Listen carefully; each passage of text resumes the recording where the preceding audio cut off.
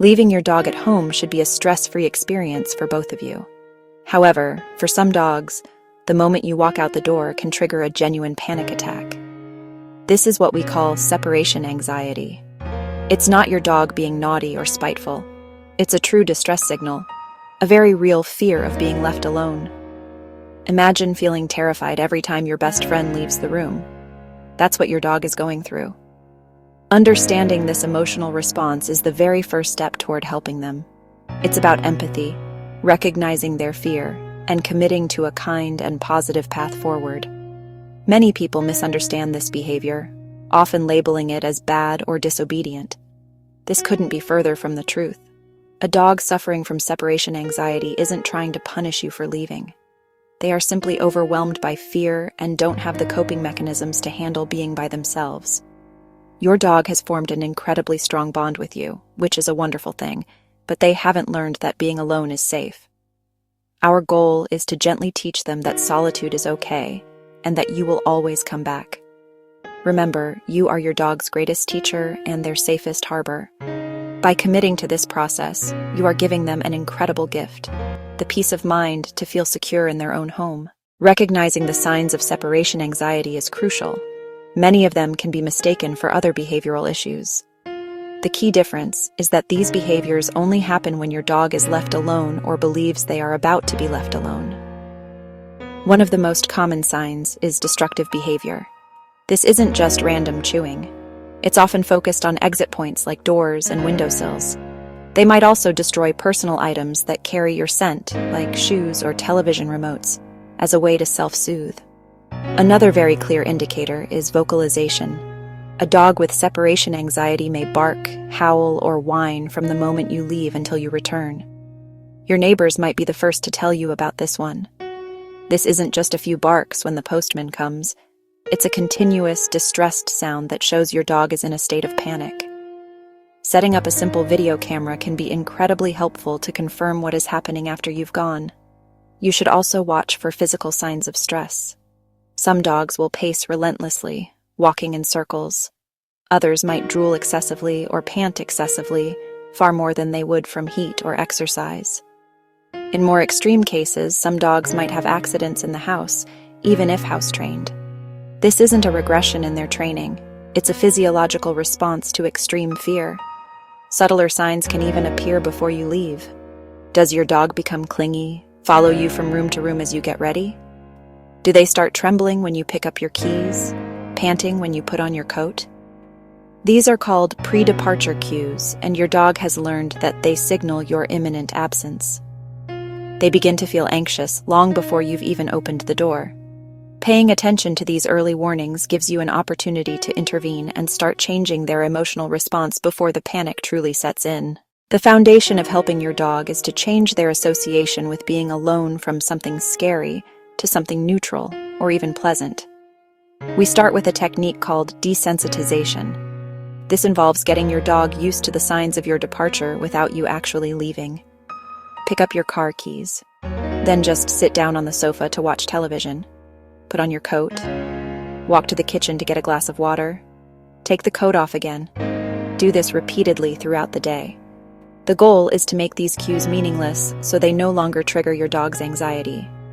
Next, we introduce very short absences. I mean incredibly short.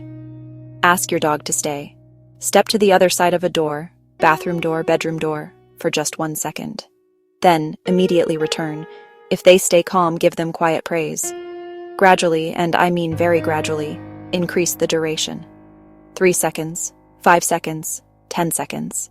The key is to return before your dog has a chance to get anxious. If they start whining or scratching, you've gone too long. Create a positive association with your departure by giving your dog a special high-value treat that they only get when you are leaving. A sturdy food dispensing puzzle toy with peanut butter and their favorite soft treats. It distracts them from your leaving and creates a positive event around your absence.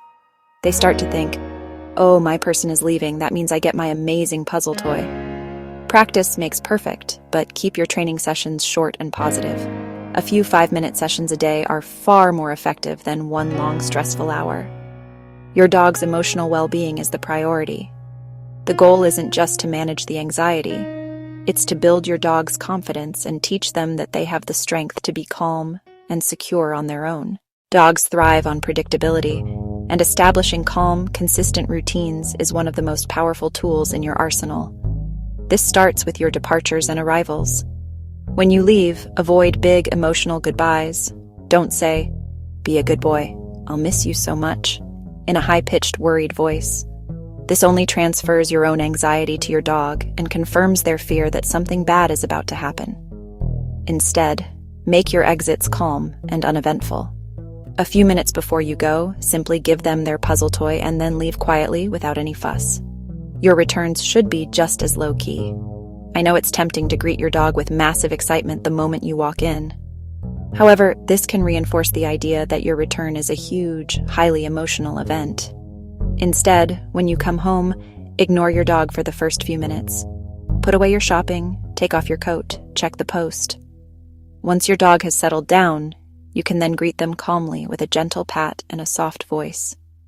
This teaches them that your coming and going is just a normal part of the day. Enriching your dog's daily life is also essential for building their overall confidence. A mentally and physically tired dog is a much calmer dog. Ensure they get plenty of exercise, but also engage their brains. Use puzzle feeders for their meals instead of a bowl. Play scent games where they have to find hidden treats around the house. Teach them new tricks. These activities build their self-esteem and give them a sense of purpose, reducing their overall anxiety levels and making them less dependent on you for constant stimulation. Creating a safe zone for your dog can also be incredibly helpful. This should be a comfortable area where they love to spend time. Make this spot a wonderful place to be by leaving treats and fun toys there throughout the day, not just when you leave. It should be their personal sanctuary, a place where they feel secure whether you are home or not. This independence is a key building block for overcoming their fear of being alone. In our desperation to help our anxious dogs, it's easy to make mistakes that can accidentally make the situation worse. The most important thing to avoid is punishment. Never, ever scold or punish your dog. Yelling at them for chewing the door or having an accident in the house will only increase their fear and anxiety. They will not connect the punishment to their earlier actions. They will only learn that you are a source of fear, which can damage your bond and worsen their insecurity when you are gone. Another common pitfall is getting a second dog to keep the first one company. While it sounds logical, it rarely works for true separation anxiety. The anxiety is about being separated from you, their specific human, not just being alone. In many cases, you will end up with two anxious dogs. A new dog adds massive stress and upheaval to the household, which can make the existing anxiety much worse. Focus on helping your current dog first. Resist the urge to crate your dog for long periods if they are not already happily crate trained. For a dog with separation anxiety, being confined to a crate can feel like being trapped, which can lead to extreme panic. They may injure themselves trying to escape, breaking teeth or nails.